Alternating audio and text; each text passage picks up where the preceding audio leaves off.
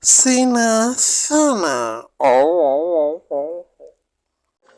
Ay siya buko tayo pattarakare හැමදාම පරණ යකඩ බඩුයි පොල් කටුයි ප්ලාස්ටික් බේසන්ගේ මොකයන්නේ අලුත් ඒවට මිනිහා කැමති නැද්ද? මම මිනිහගෙන් දවසක් ඇහුවා ඔය ගැනම.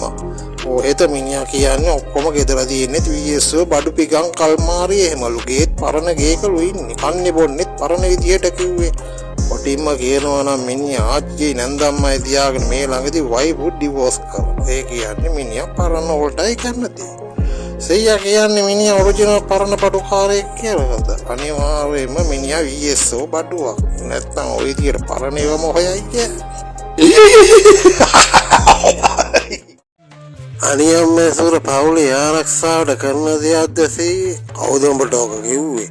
නෑ වාහන පාක් එකේ මම කිව්වා අපි නම් වැඩිපුර ඉස්පෑවිල්ල තියා ඉන්නේ ටයර් එක කොයි වෙලේ යයිද දන්නේ නෑ කියලා. ඒකෙන් හින්දා යන්නේ නැතන කොහමදත් රෝදයක් කරයි යනවා කිව්වා. මුල් ළමයිගේ ඔලු කනවා.